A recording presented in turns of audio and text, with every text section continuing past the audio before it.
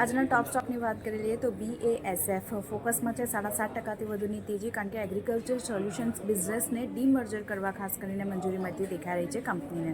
KPI green એનર્જીની વાત કરી લઈએ 4.5% આસપાસની ખરીદદારી સાથે, કારણ કે જેસલમેરમાં હાઇબ્રિડ સોલાર અને વિન્ડ પાવર પ્રોજેક્ટ માટે MOU કર્યાના સમાચાર આવતા દેખાઈ રહ્યા છે. ભારતીય એરટેલ ફોકસમાં છે 3,626 કરોડની સ્પેક્ટ્રમ બાકીની રકમ જે છે તે એમનાથી જેમણે ચૂકવી દીધી છે. અને ધનલક્ષ્મી બેંકની વાત કરી લઈએ તો અહીંયા પણ સારી પોઝિટિવિટી છે. રાઇટ્સ ઇસ્યુને ખાસ કરીને મંજૂરી મળતી દેખાઈ રહી છે. ઓલા ઇલેક્ટ્રિક્સમાં પણ તેજી સાથેનો કારોબાર છે, કારણ કે 25 ડિસેમ્બર 2024 સુધી દેશભરમાં 4,000થી વધુ સ્ટોર્સ જે છે તે અહીંયાથી ખોલવામાં આવ્યા છે. ઓવરઓલ એવિએશન કાઉન્ટર આજે ફોકસમાં છે, કારણ કે ATFને GSTની હેઠળ લાવવાના જે સમાચાર આવી રહ્યા છે, ખાસ કરીને GST કાઉન્સિલની બેઠકમાં નિર્ણય લેવામાં આવી શકે છે. ફોકસ રાખવાનું રહેશે. હ્યુન્ડાઈની વાત કરી લઈએ, મેનેજમેન્ટ ફેરફારના કારણે એક નેગેટિવિટી બનતી દેખાઈ રહી છે અને સેક્ટર સ્પેસિફિક એનર્જી અને ફાર્મામાં પોઝિટિવ કામકાજ છે, જ્યારે રિયલ્ટી, પ્રાઇવેટ બેંક અને પબ્લિક સેક્ટર બેંકમાં એક દબાણ આપણને બનતું દેખાઈ રહ્યું છે.